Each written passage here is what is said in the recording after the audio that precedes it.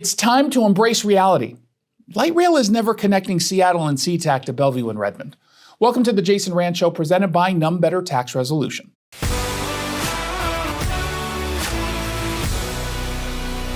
Back in 2008, voters were duped into funding Sound Transit 2, which would have connected light rail on the west side to the greater east side. You'd be able to get to the airport from Redmond, or you could live in Bellevue and commute to Amazon in Seattle. Here's a reality check. It's never going to happen. Now, I don't mean it won't happen on time. We're already way past the promised start date, and obviously we're dramatically over budget. I mean, it's just never gonna happen.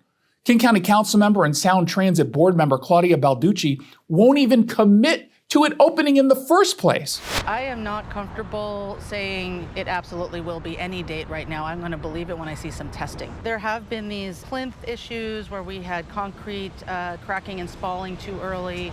We are now working through some issues around nylon sleeves that have to cover up parts in order to connect the rail. Now, Sound Transit quietly updated its website saying the line is, quote, currently trending toward an early 2026 opening. Currently trending, Guys, it's never going to open. Sound Transit is simply incapable of completing projects on time or on budget. And in this case, they'd be the first ones on this planet to connect light rail to a floating bridge. Do you think they're capable of that? They've already installed bad concrete, they didn't fix the supports that hold up the rails, and they had to completely restart the plinth construction. I don't even know what a plinth is. Sounds kind of serious and definitely costly. Sound Transit is poorly managed and never suffers any consequences for it. They just get more money and endless chances. Meanwhile, no one gets publicly fired for their very public failures. It would have been faster and probably cheaper to build an underwater tunnel to connect the line. But they wanted to be the first. Well, how about this? Glass half full. They're going to succeed in that case. They'll be the first transit agency to fail so spectacularly on a project of this scale. Congratulations.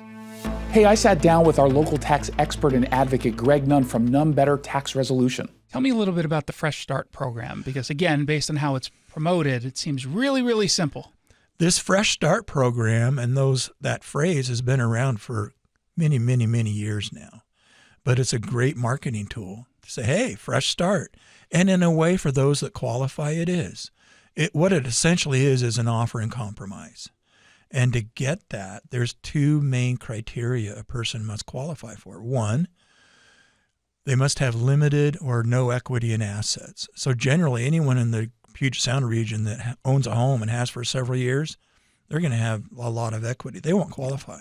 And the other is an income level. And that all depends upon your family size about how much income that could be. But both of those standards need to be met to qualify. Most people do not. If you're having trouble with the IRS, then call Greg Nunn of None Better Tax Resolution.